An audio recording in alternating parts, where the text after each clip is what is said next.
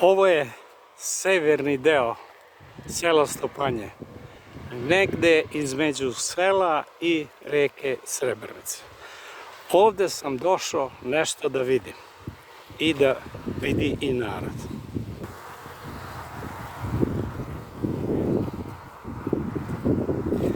Evo sad pogledajte ovde.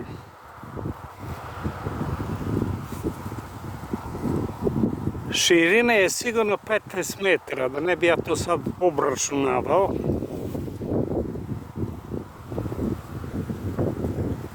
A dužine sigurno 250 metara. Na toj njivi nalaze se dinje.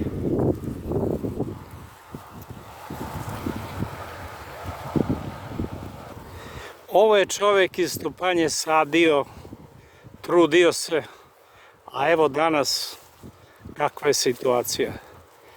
Ta velika njiva sa puno dinja propada. Ona nema kome to da proda, niti koga to više interesuje. Rekli su mi dođi da vidiš i snimi. Neka ostane za uspomenu i neka nekad opet neko sadi dinje. Evo čak tamo do reke Srebrenice nalazi se ta njiva puna dinja. Idem redom i snimam.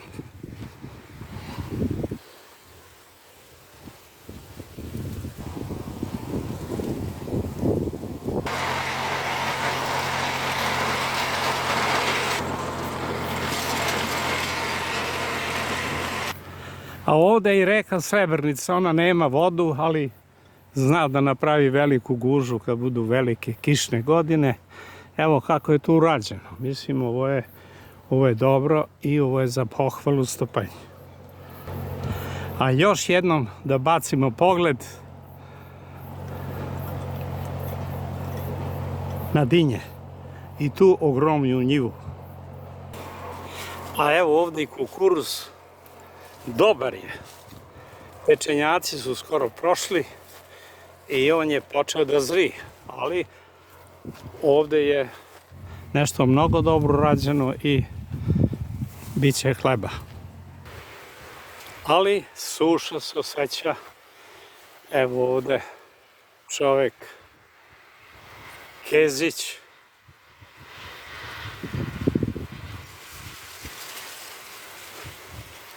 radi, kosi detelja.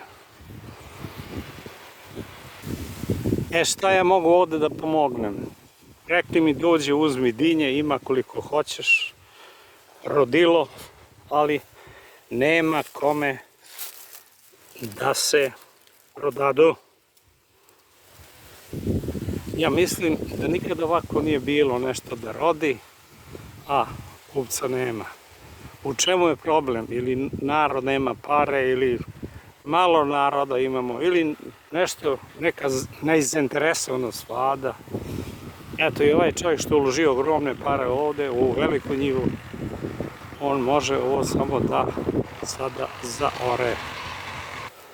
Evo ovde smo sa Slobodanom, penzionerom iz Švajcarske. Koliko ste godina radili u Švajcarskoj? 45. Ajde malo komentariši ovo što si vidio ovde, ove dinje i ova njiva ogromna dole, 250 metara dugačka. Pa, kad se sve vidi ovo zemljište i ovo plodno zemljište, čovjek svako mora da ostane bez teksta. To je nepotpuno iskorišćeno zemljište sa nepristupačnim putevima, sa neobezbeđenom vodom, a tu je jedno 200 metara od nas Morava i svako mora pojedinačno se snalazi za navodnjavanje. Naprimjer, taj čovjek je nekih, tu ima 3-4 ara. Tu ima 25 ari možda. 25 ari zasađeno sa dinjama i većim delom uraslo u korov, ali on čovek pored uloženog truda i rada i potrošeno gorivo za traktor, on ne može nikako platiti svoj uloženi novac u to.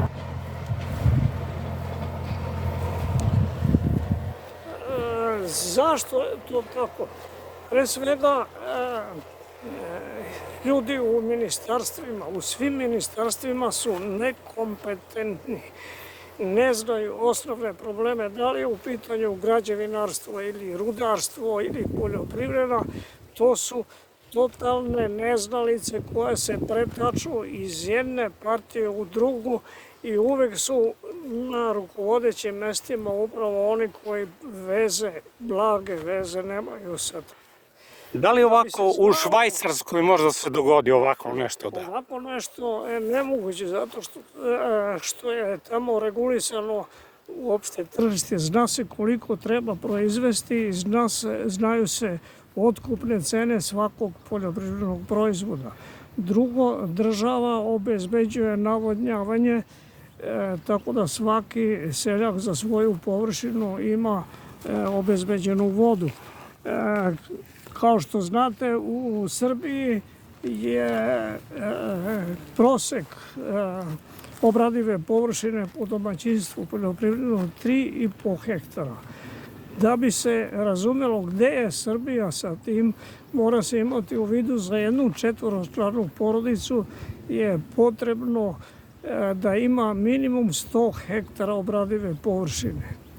To je da bi ta porodica mogla da kupi mašine i da ih rentira i da na visokom nivou tehnološki obrađuje svoju površinu. Uopšteni problem u Srbiji je velike navodnjavanje. Navodnjava se negde oko 10% zemljišta, uopšte računajući i Vojvodinu. Drugi problem je neobrađeno zemljište, obradivo zemljište koje nije obrađeno. Uglavnom se to svodi na takozvane vrzine, znači između parcela postoji rastinje koje ničemu ne služi, a zauzima 1.500.000 hektara u Srbiji, znači pored puteva i između parcela.